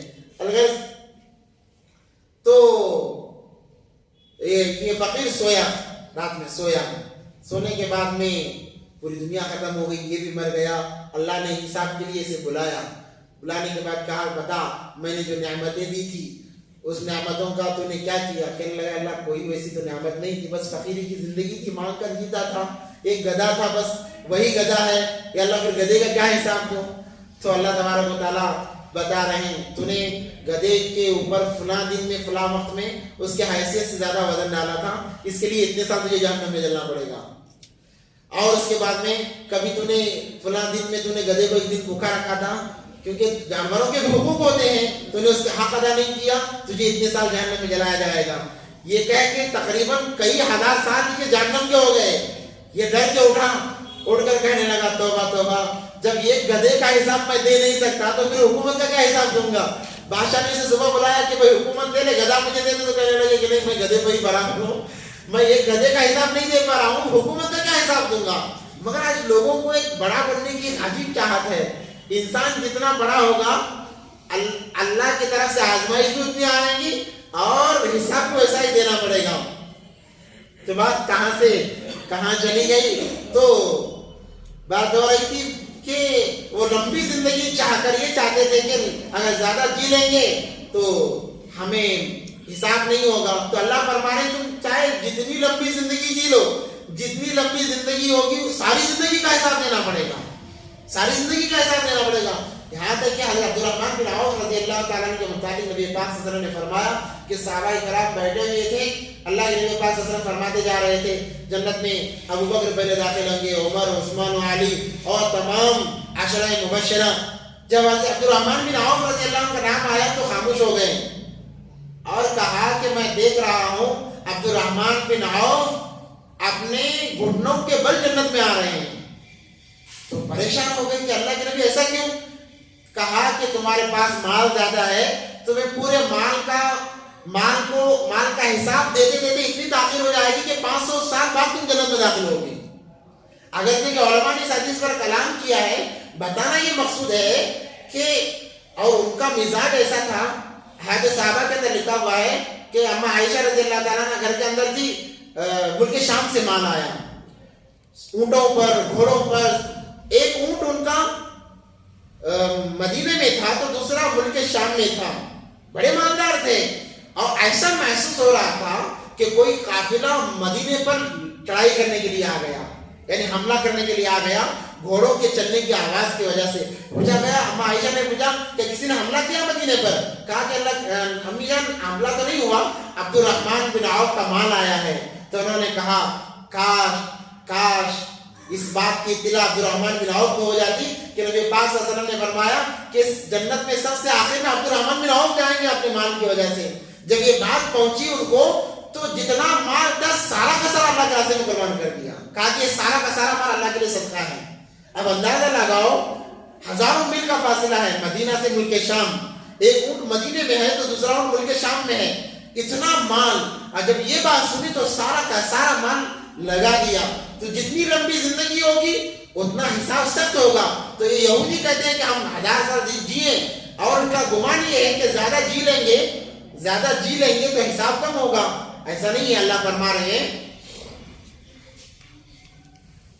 وَمَا هُوَ بِمُزَحْزِحِهِ مِنَ الْعَذَابِ أَن يُعَمَّرَ. ان کے عمر کی زیادتی کی وجہ سے ان کے عذاب میں کمی نہیں کی جائے گی. وَاللَّهُ بَصِيرٌ بِمَا يَعْمَلُونَ. اللہ تبارک و تعالیٰ ہر چیز دیکھ رہے ہیں جو انسان کر رہا ہے.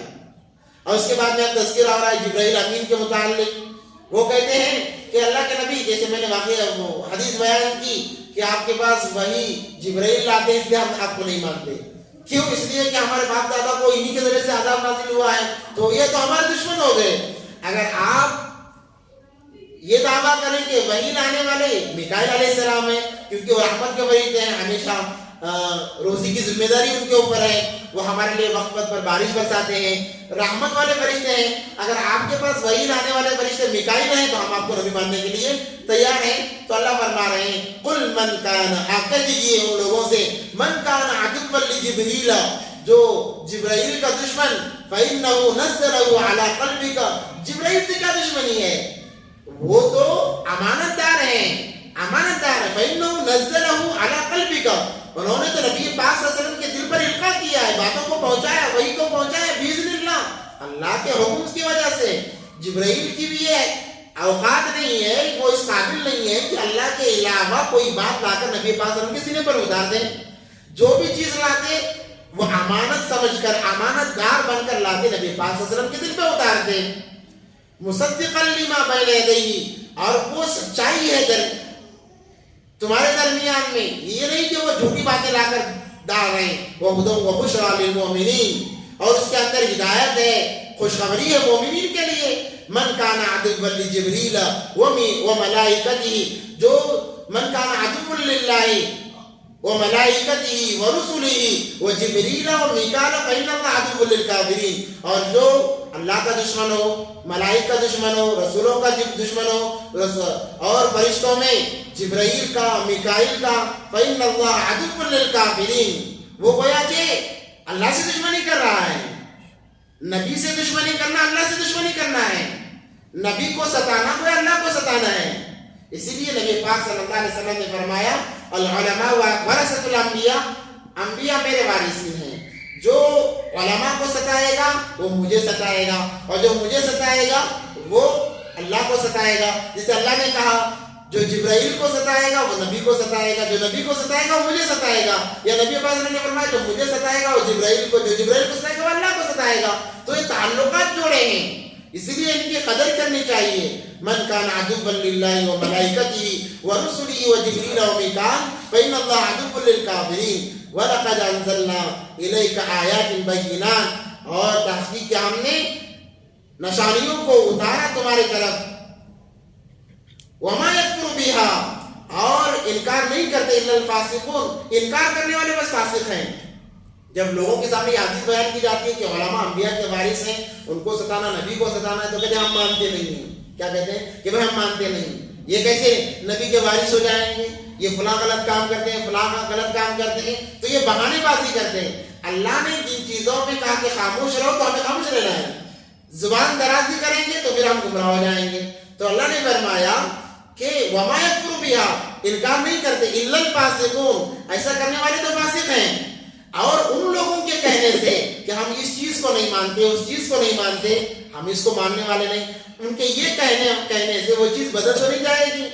اگر وہ کہیں کہ ہم علماء کو نہیں مانتے، اس کے کہنے سے علماء انبیاء کے وارث ہونے سے تو بچ نہیں جائیں گے، وہ وارث ہی رہیں گے، وہ وارث ہی رہیں گے. أَوَكُلَّمَا عَاهَدُوا أَحَدًا نَبَذَهُ فَرِيقٌ مِّنْهُمْ بَلْ أَكْثَرُهُمْ لَا يُؤْمِنُونَ، اور وعدہ لیا گیا، بار بار وعدہ لیا گیا، مگر ان لوگوں نے آپس میں تفریق پیدا کر لی. بَلْ أَكْثَرُهُمْ لَا يُؤْمِنُونَ، بلکہ اکثر لوگوں نے ایمان نہیں لایا، اکثر لوگ ایمان نہیں لاتے. وَلَمَّا جَاءَهُمْ رَسُولٌ مِّنْ عِندِ اللَّهِ، اور جب تمہارے پاس رسول آیا اللہ کی طرف سے، مُصَدِّقًا لِمَا مَعَهُمْ، جو چیزیں لے کر آ رہی ہیں وہ تصدیق کر رہی ہے تمہارے پاس ہیں. نَبَذَ فَرِيقٌ مِّنَ الَّذِينَ، تو بعض لوگوں نے چھوڑ دیا، دو فریق ہو گئے. اوتوا الکتاب کتاب اللہ وراء ظہورہم کأنہم لا یعلمون، تو ایسے لوگوں کے لیے اللہ تبارک و تعالیٰ ڈرا رہے ہیں اور آگاہ کر رہے ہیں. اور یہاں تک کہ اس قوم نے، بنی اسرائیل نے انبیاء کو بھی نہیں بخشا. اب اگلی جو آیتیں آ رہی ہیں انشاءاللہ بعد میں اگلے ہفتے اس کی تلاوت ہوگی، بس بات بتا کر ختم کروں گا کہ انہوں نے نبیوں کو نہیں چھوڑا. یہاں تک کہ سلیمان علیہ السلام کو تھے وہ بڑے جادوگر تھے، کیونکہ سلیمان علیہ السلام بادشاہ بھی تھے اور انسان و جنات پر ان کی حکومت تھی. اللہ نے انہیں وہ قدرت دی تھی. اس قدرت کی وجہ سے وہ کہتے، وہ جادو کی وجہ سے انسانوں اور جنات پر حکومت کرتے ہیں، چرند پرندوں پر حکومت کرتے ہیں. اے ایمان والو، جب تم پر کوئی الزام لگائے تم بے فکر رہو، کیونکہ یہودیوں کا یہ شیبہ ہے، فاسقین کا، فاجرین کا یہی عمل ہے. وہ اللہ کے بندوں پر الزام لگاتے ہیں. انہوں نے نبیوں کو نہیں چھوڑا تو تمہیں کیسے چھوڑیں گے؟ نبیوں کو انہوں نے نہیں چھوڑا تو تمہیں کیسے چھوڑیں گے؟ تم مایوس نہ ہو. الزام لگانا ان کا کام ہے، الزام لگانا ان کا کام ہے. ان کے الزام لگانے سے تمہاری شان گھٹ نہیں جائے گی، جو تمہاری شان ہے وہ شان باقی رہے گی. اور اللہ تبارک و تعالیٰ نے یہاں پر تذکرہ کیا سلیمان علیہ السلام کی جو نعمتیں دی ہیں، ان نعمتوں کا تذکرہ کیا اور اس کی تردید کی. جو یہودی کہتے ہیں کہ سلیمان علیہ السلام جادوگر ہیں، انہوں نے کفر کیا ہے، یہاں تک کہتے ہیں کہ انہوں نے کفر کیا ہے، اس کی تردید کی ان آیتوں میں. انشاءاللہ اگر موقع رہا تو اگلے ہفتے اس کا تذکرہ کریں گے. ایک بات آئی تھی جمعے کے دن کہ دجال کے متعلق، اور آج کل شکیل بن حنیف کا جو فتنہ چل رہا ہے بہت زیادہ زوروں پر ہے. حالانکہ اس نے نبوت کا دعویٰ تو کئی سال پہلے کیا ہے، تقریباً 15 سال سے زائد کا عرصہ ہو گیا. وہ اچھی تعلیم یافتہ وہ انسان ہے شکیل بن حنیف جو ہے، اور وقت بھی اس کا لگا ہے، جماعتوں میں بھی ہو گیا ہے، جماعتوں میں چلا بھی 4 مہینے کی تقریباً اس نے لگائے ہیں. تحقیق کی بات یہی ہے کہ اس نے جماعت میں بھی وقت لگایا ہے. مگر جب انسان دین کے اندر اجتہاد کرتا ہے، قرآن کے اندر اجتہاد کرنا چاہتا ہے، اجتہاد کا مطلب اللہ نے ایک بات کہا تو اس کا مطلب یہ ہوگا، بلکہ ایسا ہی ہے، یہ اجتہاد کہتے ہیں. اور قرآن کے اندر اجتہاد اب کوئی نہیں کر سکتا. جو فقہاء گزر گئے ہیں، جو انہوں نے بتایا ہے، بس انہیں کو سن کر ہمیں عمل کرنا ہے، انہیں کو سن کر ہمیں عمل کرنا ہے. کیونکہ اگر ذرا بھی ہماری رائے اس میں شامل ہو جائے گی تو ہم برباد ہو جائیں گے. تو پھر اس کا ایک فتنہ چلا ہے ابلی دھاراڑ کی طرف، اور مہاراشٹر کے اندر بہت زیادہ اس کا کام یہی ہے کہ وہ تعلیم یافتہ لوگوں کو پکڑتا ہے. اور اپنی تعلیمی حیثیت کو بتاتا ہے کہ دیکھو میں اتنا پڑھا ہوا ہوں اور مجھے یہ چیز معلوم ہے، وہ چیز معلوم ہے. سب سے پہلے ان کا جو نشانہ بنتے ہیں علماء سے. جو اسٹوڈنٹ دور رہتے ہیں، جن کا تعلق علماء سے تقریباً نہیں ہے، کبھی کبھار نماز پڑھ لیتے ہیں، روزہ رکھ لیتے ہیں، رمضان کے مہینے میں تراویح پڑھ لیتے ہیں، علماء سے جن کا اچھا خاصا تعلق نہیں ہوتا، اور ہر ایسے انسان کو وہ نشانہ بنا رہے ہیں جن کا تعلق علماء سے نہیں ہے. اور دعوت کے لوگ اس میں اس لیے آ رہے ہیں کیونکہ ابھی ابھی بیچارے لگے ہوئے ہوتے ہیں، وہ دین کو سمجھ رہے ہوتے ہیں، تو پھر یہ ان کو نشانہ بنا لیتے ہیں. اور وہ جب نشانہ بناتے ہیں تو سب سے پہلے ان کا کام یہ ہوتا ہے کہ وہ علماء سے کاٹتے ہیں.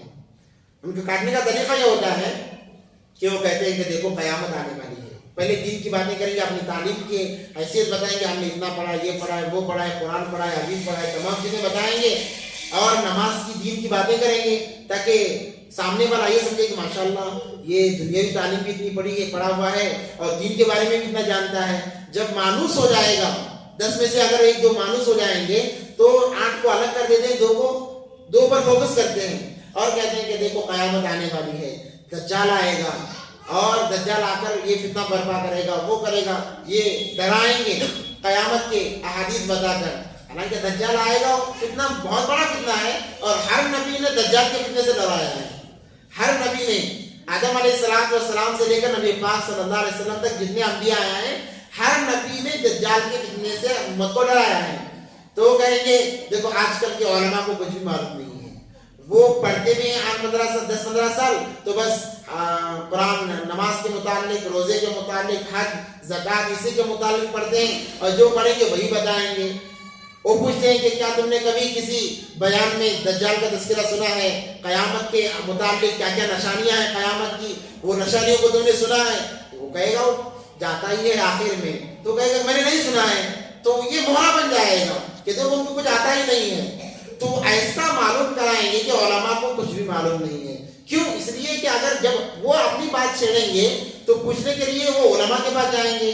اگر پہلے ہی علماء سے ان کا تعلق کاٹ دیا جائے تو علماء کے پاس نہیں جائیں گے، علماء کے پاس نہیں جائیں گے، جس کی وجہ سے ان کو اپنی شکایتیں میں لینا آسان ہو جائے گا. تو سب سے پہلا کام وہ علماء سے کاٹنے کا کرتے ہیں. اب جب علماء سے کاٹ لیا تو کہیں گے اب دجال آ چکا ہے. امریکہ اور فرانس جو ہے وہ دجال ہے، اور وہ لکھ کر بتائیں گے دجال جب آئے گا اس کے پیشانی پر کافر لکھا ہوا ہوگا اور ہر کوئی اسے دیکھ سکے گا.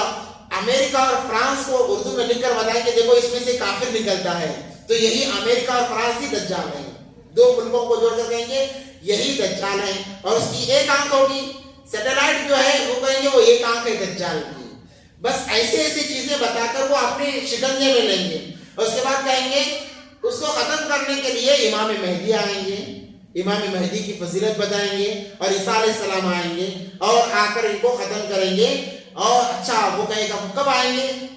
پوچھے گا نا انسان کے اتنا سب ہو رہا ہے، جب دجال آ چکا ہے تو اس کو ختم کرنے والا کوئی تو ہونا چاہیے. تو کہیں گے کہ بھائی عیسیٰ علیہ السلام بھی آ چکے ہیں، مہدی علیہ السلام بھی آ چکے ہیں. وہ کون ہیں؟ کہیں گے شکیل بن حنیفی عیسیٰ ہیں، شکیل بن حنیفی مہدی ہیں. اب جب اسے یہ پتا چلے گا کہ نبی آئے ہیں دنیا کے اندر ہمیں بچانے کے لیے، وہ کہے گا کہ میں بھی ملنا چاہتا ہوں. تو اسے ٹریننگ دی جاتی ہے 5 سے 6 مہینے. یو پی میں کوئی ایک نوجوان کا ایک گروپ ہے جو اس فرقے کے امیر ہیں. پہلے انہیں وہاں پر جا کر ٹریننگ دلائی جاتی ہے کہ جب تم شکیل بن حنیف کے پاس جاؤ تو کیسے جائیں. جیسے صحابہ کوئی ایمان میں داخل ہوتا تو نبی پاک صلی اللہ علیہ وسلم کے سامنے بیٹھنے کے آداب سکھاتے تھے، بات کرنے کے آداب سکھاتے تھے. تو یہ لوگ شکیل بن حنیف سے بات کرنے کے آداب سکھائیں گے، اس کی فضیلت، اس کی عظمت اتنی بٹھائیں گے کہ جا کر اسے آنکھ بھر کے دیکھ بھی نہیں سکتا. اور جب اس کے پاس لے جائیں گے وہ ایسے خفیہ طریقے سے لے جائیں گے کہ اسے پتا بھی نہیں چلے گا کہ ہم کہاں جا رہے ہیں، کیسے جا رہے ہیں، راستہ بھی پتا نہیں چلے گا. ویسا لے جائیں گے، لے جا کر کے سامنے بٹھائیں گے. پہلے اتنے عظمت بھر دی، کہا کہ شکیل بن حنیف خدا میں کہا تھا خدا ہے، نبی میں کہا تھا نبی ہے. تو اس کے سامنے کیا ہم آنکھ اٹھانا اور بات کرنا. بیعت کرائی جائے گی، بس ایک ہی ملاقات شکیل سے کراتے ہیں، پھر دوسری ملاقات ان کے چیلوں سے ہی کرنی پڑتی ہے. یہ تحقیق کی بات ہے. تو پھر یہ بتائیں گے کہ وہ آ چکے ہیں اور وہ دعویٰ کر رہا ہے اور آج کل چھپا ہوا ہے. ہمارے لوگوں کو اتنی بات سمجھ میں نہیں آتی ہے کہ دیکھو دجال آئے گا، دجال آئے گا، بہت فتنوں کو لے کر آئے گا. جب دجال ظاہر ہوگا وہ ایک ہاتھ میں جنت اس کے ہوگی, ایک ہاتھ میں جہنم ہوگی, اور وہ پرانے لوگوں کو زندہ کرے گا. چند شیطان ایسے ہوں گے جو پرانے لوگوں کی شکل اختیار کر کے ان کی زندگی کی حیت لے کر آئیں گے, گویا میرے پردادا ہیں, وہ آ کر کہیں گے کہ میرا بیٹا فلاں ہے, میرا بیٹا, اس کا بیٹا فلاں ہے, اس کے بیٹے تم ہو, اور یہ علامتیں بتائیں گے. وہ شیاطین ہوں گے اور اللہ اسے اتنی قدرت دیں گے کہ وہ ایک بنجر زمین سے گزرے گا اور کہے گا کہ یہاں فصل اگ جا تو فصل اگ جائے گی, پک جا تو پک جائے گی, کٹ جا تو کٹ جائے گی, یہاں تک کہ کہا جائے گا کہ اب اس کا کھانا بن جا, اس فصل کا کھانا بن جائے گا, روٹی بن جا, روٹی بن جائے گا. جو اسے مانے گا وہ اسے اپنی جنت میں داخل کرے گا. دجال کی جنت مسلمانوں کے لیے جہنم ہے, اور دجال کی جہنم مسلمانوں کے لیے جنت ہے. یاجوج ماجوج کا نکلنا ہوگا, اتنے بڑے فتنے ہیں, یہ فتنے آئیں گے تب جا کر حضرت عیسیٰ علیہ السلام آئیں گے. مگر ہمارے لوگ عجیب ہیں, اگر کوئی خدائی کا دعویٰ کرے تو مان لیں گے, نبی نبوت کا دعویٰ کرے مان لیں گے. بھئی علماء ہیں, آپ اسے معلوم کرو, آپ خود پڑھ سکتے ہیں, کچھ مطالعہ تو کرو دین کا. اب یہ سمجھ لیں کہ حضرت مہدی علیہ السلام وہ نازل نہیں ہوں گے, بلکہ مہدی علیہ السلام پیدا ہوں گے, مدینے میں پیدا ہوں گے, اور حضرت فاطمہ الزہرا رضی اللہ تعالیٰ عنہ کے خاندان سے ہوں گے. یعنی ان کا نسب و سلسلہ حضرت فاطمہ الزہرا رضی اللہ تعالیٰ عنہ تک جائے گا. نبی پاک صلی اللہ علیہ وسلم کی حدیث ہے, نبی پاک صلی اللہ علیہ وسلم نے فرمایا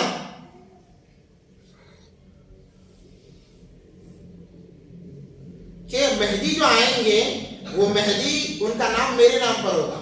ان کا نام کیا ہوگا؟ محمد ہوگا. مہدی تو ان کا لقب ہوگا, اور وہ مدینے میں رہیں گے. ہندوستان میں جو شکیل بن حنیف بہار دربھنگا کا ہے وہاں کے نہیں ہوں گے, وہ تو مدینے کے ہوں گے, مدینے میں قیام کریں گے. اور جب لوگوں کو شک ہوگا کہ یہ مہدی ہیں تو وہ مدینہ چھوڑ دیں گے, اپنے آپ کو چھپائیں گے, وہ مدینہ چھوڑ کے ہجرت کر کے مکہ میں آئیں گے. اور ایک طرف دجال نکل چکا ہوگا, اس کا فتنہ ابھر رہا ہوگا. یہ طواف جب کر رہے ہوں گے تو اہل علم حضرات ان کو پہچانیں گے, کہیں گے یہی مہدی ہے, اور مقام ابراہیم اور حجر اسود کے درمیان بیٹھ کر یہ ایمان والوں سے بیعت لیں گے. جب یہ بیعت لیں گے ان کی عمر 40 سال ہوگی, 40 سال ان کی عمر ہوگی, اور ان کا نسب ہوگا وہ سید خاندان سے ہوں گے. اب یہ شکیل بن حنیف کہتا ہے کہ میں ہی مہدی ہوں, اور امام مہدی الگ ہے, عیسیٰ علیہ السلام الگ ہے. عیسیٰ علیہ السلام تو آسمان سے نازل ہوں گے. اب بتاؤ شکیل بن حنیف کہاں سے نازل ہوا ہے؟ اور اس کا نام جو شکیل ہے, اس کے باپ کا نام حنیف ہے. ایک تو مہدی کا جب یہ دعویٰ کر رہا ہے تو اس کا نام محمد نہیں ہے, باپ کا نام عبداللہ نہیں ہے. اور لوگ یہ چھپتا, امام مہدی جب ظاہر ہو جائیں گے تو وہ چھپیں گے نہیں, سرے عام آ جائیں گے, ان کے ساتھ میں بڑی جماعت ہوگی جو اعلان کام کرے گی. اور شکیل بن حنیف چھپتا پھر رہا ہے, یہاں خطرہ ہوا تو دوسرا جگہ چلا گیا, وہاں خطرہ ہوا تو دوسری جگہ چلا گیا. اور جب یہ خلافت لیں گے, یہ حکومت 7 سال کریں گے, بس 7 سال کے بعد ان کا انتقال ہو جائے گا. 40 پر 7 یا 8 سال میں ان کا انتقال ہو جائے گا. یہ تو ابھی 15 سال سے ویسے ہی بیٹھا ہوا ہے, ابھی بنا نہیں ہے. تو لوگوں کو یہ چیزیں سمجھ میں کیوں نہیں آتی؟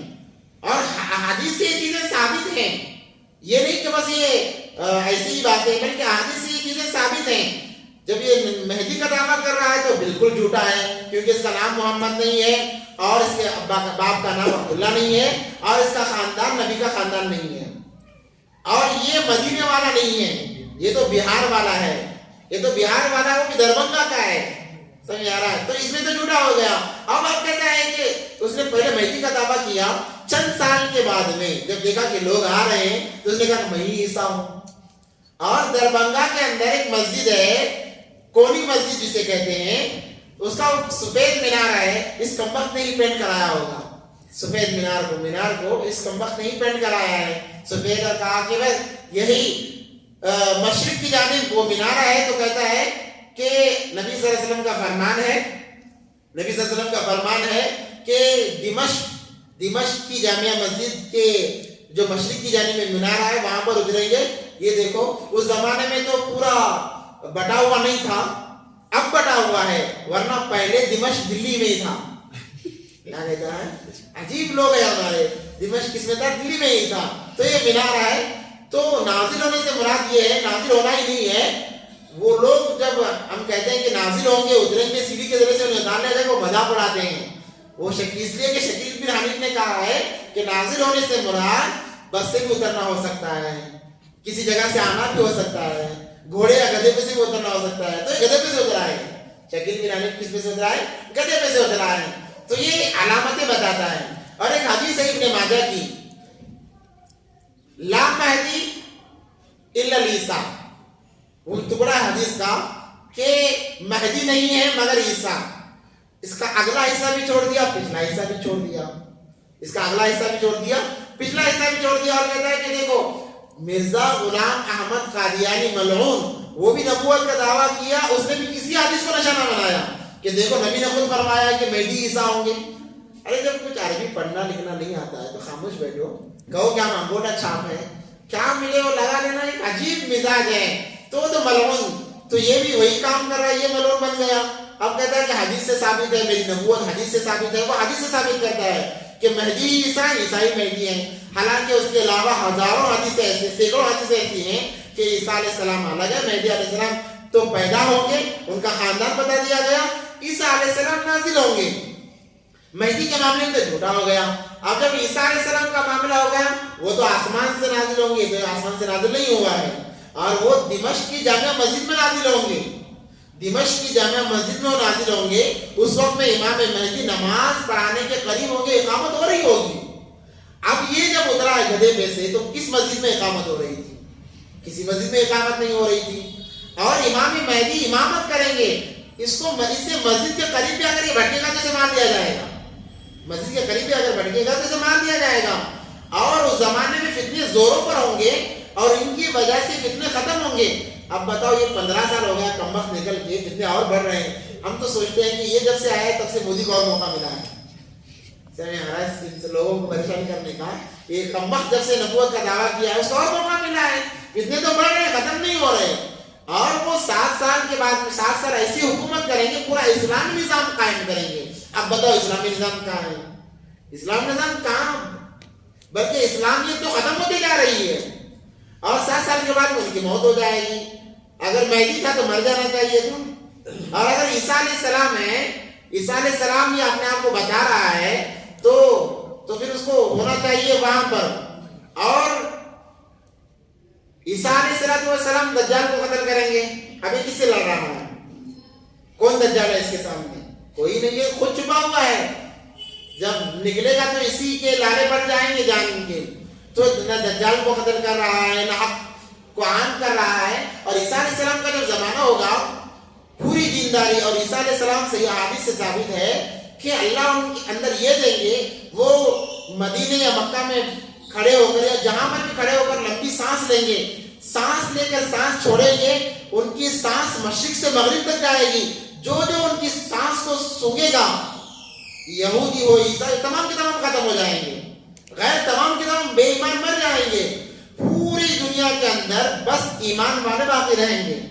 کوئی غیر باقی نہیں رہے گا, غیر کا پجاری نہیں رہے گا. تمام کے تمام ختم ہو جائیں گے. اور یہی معاملہ 40 سال تک رہے گا. اب بتاؤ اس نے کس کو ختم کیا ہے؟ اس کی سانس لینے سے مکھی نہیں مرتی ہے, مچھر نہیں مرتا ہے, یہ غیروں کو کہاں ختم کرے گا؟ یہ تو وہ چپ کر بیٹھا ہوا ہے. اور اسلامی نظام ایسا ہوگا کہ ایک انسان زکات کے پیسے لے کر سارا دن چکر لگائے گا, کوئی زکات دینے والا نہیں ہوگا. اور تھک کر آ کر ایک اطلاع ملے گی فلاں جگہ ایک آدمی وہ لے لے گا, وہ جائے گا اس کے پاس اور کہے گا میرے پاس اتنے کروڑ روپے زکات کے لے لو. وہ کہے گا کاش اگر صبح میں آ جاتے تو میں لے لیتا, اب میں خود دینے والا بن گیا ہوں. ایسے معاملے ہوں گے. زکات کا مال یوں پڑا ہوا ہوگا, لوگ کام کاج چھوڑ کر نماز پڑھ کر اپنے گھروں کے سامنے زکات کے انبار لے کر بیٹھے ہوئے ہوں گے. ہر آنے جانے والے کو ضرورت ہے تو لے جاؤ, ضرورت ہے تو لے جاؤ بولتے ہوں گے, مگر لینے والا نہیں ہوگا. آپ بولو یہاں پر کیا معاملہ ہے؟ پیسوں کے معاملے میں لوگ پیسوں کی لیکن دوسروں کی جان ختم کر رہے ہیں. اگر مودی نے دوبارہ نوٹ بندی کر دی تو اور بھی جان کے لاڑے پڑ جائیں گے. یہ کوئی ایک سمجھ, اگر عقل مند انسان میں اگر سوچے تو اس کے لیے آسان ہو جائے گا صحیح راہ تک پہنچنا. یہ دعویٰ کر دیا ہمارے لوگ خصوصاً مسلمان اس کے سکنجے میں آتے چلے جا رہے ہیں. یہاں تک کہ 10,000 سے 15,000 کے قریب لوگ اس کے ہاتھ پر بیٹھ کر چکے ہیں, وہ اپنا جال بچھا رہے ہیں. اس لیے جہاں پر بھی آپ حضرات کو یا کسی کو بھی اگر کوئی قیامت کے متعلق باتیں بتائے, کیونکہ ہم ختم نبوت کے قائم ہیں. ختم نبوت سے کیا مراد ہے؟ ہمارے نبی پاک صلی اللہ علیہ وسلم یہ آخری نبی ہیں، ان کے بعد کوئی نبی نہیں ہے. انا خاتم النبیین ولا نبی بعدی. نبی پاک صلی اللہ علیہ وسلم نے یہ نہیں کہا کہ انا خاتم النبیین، میں یہ آخری نبی ہوں. اس بات پر نبی پاک صلی اللہ علیہ وسلم نے اکتفا نہیں کیا. اگر اس بات پر اکتفا کیا جاتا تو ہزاروں نبی پیدا ہو جاتے. تو اللہ تبارک و تعالیٰ نے نبی پاک صلی اللہ علیہ وسلم کو اس بات پر اکتفا کرنے کا حکم نہیں دیا، بلکہ انا خاتم النبیین ولا نبی بعدی، میرے بعد کوئی نبی نہیں ہے، کوئی بھی نبی نہیں ہے. اب اس کے بعد جو نبوت کا دعویٰ کرتا ہے وہ بالکل سراسر جھوٹا ہے. اس لیے آپ کے پاس اگر کوئی بھی آئے اور کچھ پیپر وغیرہ دیں کہ آپ اس کو پڑھ لو، آپ کو سمجھ میں آ جائے گا، اور علماء سے خصوصی اعتبار سے کاٹنے کی اگر کوشش کی جائے تو آپ برائے مہربانی چوکن نہ ہو جائیں، یہ آپ کے ایمان پر حملہ کر رہا ہے. دیکھو انسان ایمان کے رہتے ہوئے جس حالت میں بھی مرے وہ کامیاب ہے. اگر ختم نبوت کے قائل نہیں ہے، ایمان ہی نہیں رہا، پھر حاجی ہو کے کیا فائدہ، نمازی ہو کے کیا فائدہ، روزہ دار ہو کے کیا فائدہ؟ جب ایمان ہی نہیں ہے تو یہ چیزیں نجات نہیں دلانے والی. نجات کے لیے ایمان کا ہونا ضروری ہے، اور ایمان ختم نبوت کے قائل والوں ہی کے پاس ایمان ہے. جو لوگ ختم نبوت کے قائل ہیں کہ نبی آخری نبی ہے، اس کے بعد کوئی نبی نہیں آنے والا نہیں ہے، تو یہی اصل میں ایمان والے ہیں. اس لیے اختلافات اپنی جگہ ہیں. آج کل ہمارے اندر درمیان بہت سارے اختلافات، سنی ہونے کی وجہ سے، اہل حدیث ہونے کی وجہ سے، یہ اختلافات اپنی جگہ ہے.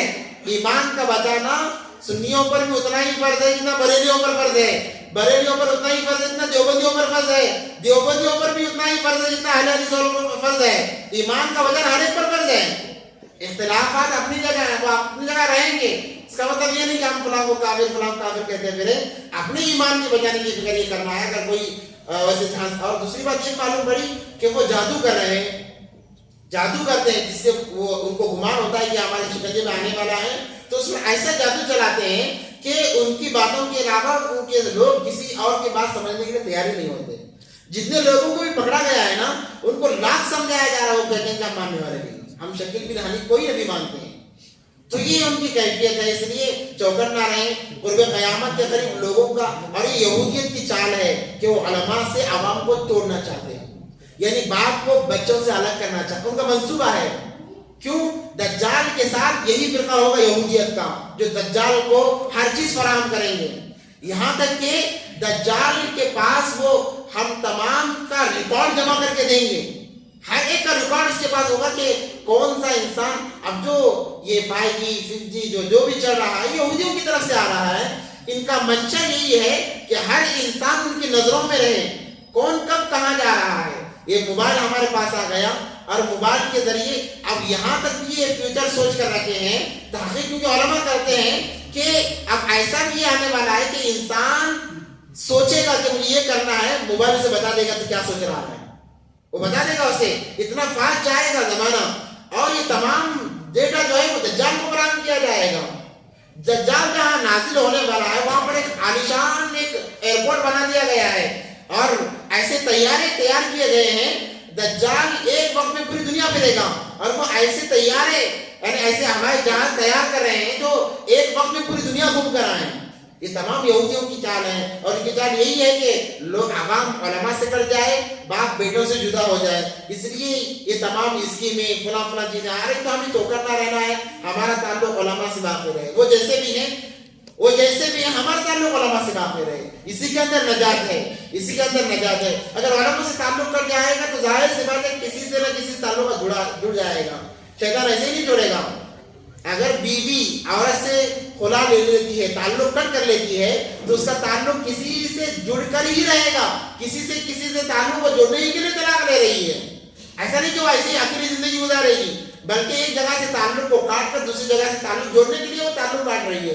علماء کا تعلق کاٹا جا رہا ہے اس لیے کہ ان کا تعلق کسی اور جگہ جوڑا جائے. اس لیے ان تمام فتنوں سے چوکن نہ رہیں. انشاءاللہ اس کا ایک میں نے ترکیب سوچی ہے کہ ختم نبوت کے لحاظ سے کیسے عوام کے اندر بات ہو. انشاءاللہ وہ ہر ہفتے میں ایک مرتبہ یا 2 دن ہمارے یوٹیوب چینل پر وہ انشاءاللہ ویڈیو کے ذریعے سے 10-15 منٹ کا کلپ آئے گا. انشاءاللہ آپ سنیں، بڑا فائدہ ہوگا، کیونکہ کام کرتے کرتے بھی سن سکتے ہیں.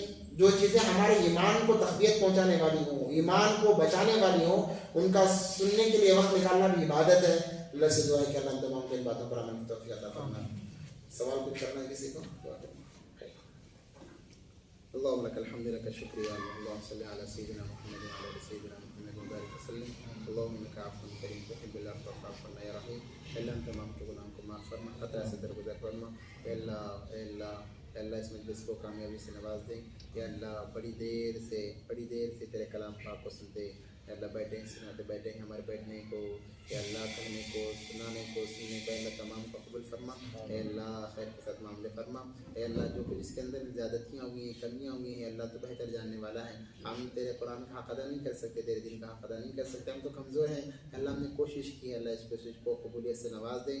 اے اللہ بیٹھنے والوں کو بھی قبول فرما. اے اللہ کہنے والوں کو بھی قبول فرما. اے اللہ اس کو ہمارا یہ ذریعہ بنا کہ ہمارے لیے نجات کا ذریعہ بنا. اے اللہ نجات کا ذریعہ بنا. اے اللہ گمراہ ہونے سے بچا لے. اے اللہ گمراہ ہونے سے بچا لے. بے ایمان ہو کر مرنے سے اللہ تمام کی حفاظت فرما دے. اے اللہ جتنے بھی لوگ یہاں پر بیٹھے ہوئے ہیں، بڑی تاخیر سے بڑی دیر سے بیٹھے ہیں، اللہ ان کے بیٹھنے کو قبول فرما. ان کی تمام ضروریات کو اپنے خزانہ غیب سے مکمل فرما. ان کی تمام ضرورتوں کو پورا فرما. جو بیمار ہیں شفا کاملہ عاجلہ مستمرہ نصیب فرما. اللہ تمام کو تندرستی عطا فرما، صحت عطا فرما. اللہ ان کی مرحومین کی مغفرت فرما، ان کے درجات کو بلند فرما. جنت الفردوس میں اعلیٰ سے اعلیٰ مقام عطا فرما. اللہ تیرے کلام پاک کو سننے کے لیے، سمجھنے کے لیے اللہ اور زیادہ لوگوں کے دلوں کو اللہ مائل کر دے، تاکہ اللہ یہ ہمارے لیے ہدایت کا، نجات کا ذریعہ بن جائے. اللہ خیر کا معاملہ فرما. تمام فتنوں سے ہم تمام کی حفاظت فرما. اللہ مرتے دم تک علماء سے، تیرے نبی کے انبیاء کے وارثوں سے اللہ جڑ کر رہنے کی اللہ توفیق عطا فرما. یا اللہ بری اموات سے حفاظت فرما. یا اللہ جب ہماری موت کا وقت قریب آ جائے، تیری عبادت کرتے ہوئے، تیری تعریف، تیری بڑائی بیان کرتے ہوئے ہمیں موت آئے ایسے معاملے فرما. ہمارا مرنا بھی دعوت کا ذریعہ بن جائے ایسے معاملے فرما. یا اللہ جو مانگا تھا فرما، جو مانگنے سے رہے گا اس کو بھی عطا فرما. دعا کو محمد رسول اللہ کرم سے اپنے حبیب سرور کونین صلی اللہ علیہ وسلم سے قبول فرما.